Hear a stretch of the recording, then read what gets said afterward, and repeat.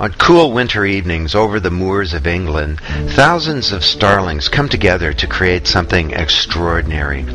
Throughout the day, they're spread over a 20-mile radius, foraging for food and doing their starling thing.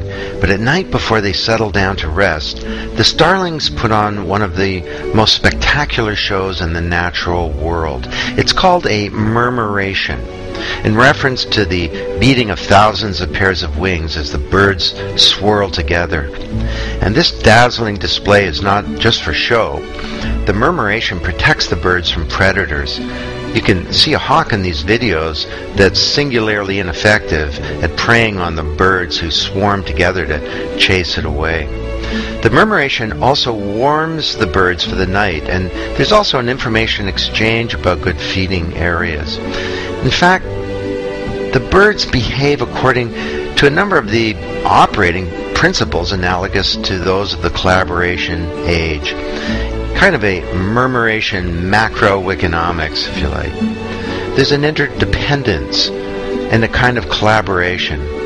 Despite their high-speed aerial acrobatics, the birds never seem to collide. And the murmuration is really the epitome of self-organization. Every bird participates, and yet there's an implicit structure as the stronger birds are more influential in directing the mass.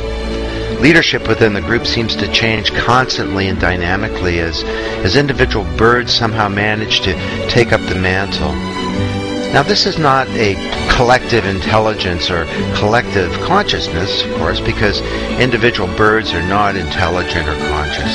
But there does seem to be some kind of emergent shared brain of sort, a loosely conjoined network of relationships and impulses. Now, starlings are not intelligent, but humans are.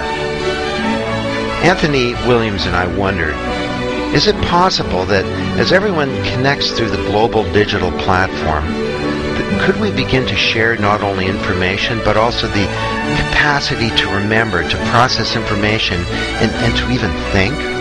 Is this just a fanciful analogy, or will we come to consider networking as the neural roots that connect human beings in a way that creates something fundamentally new?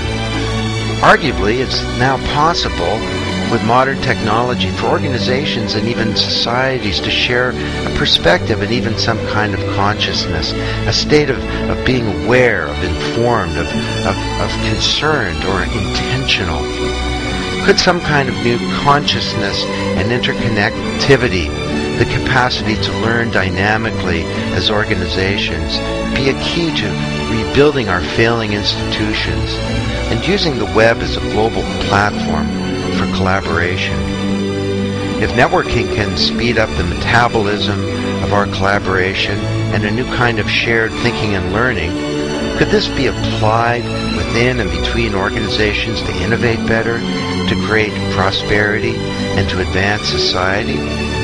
Perhaps the murmuration shows us a missing link in creating learning organizations, that organizations like people that aren't conscious cannot learn. Wow. This is a time of great peril and danger, but it's a time of opportunity. And the murmuration gives me hope that through collaboration, perhaps this smaller world that our children inherit could be a better one.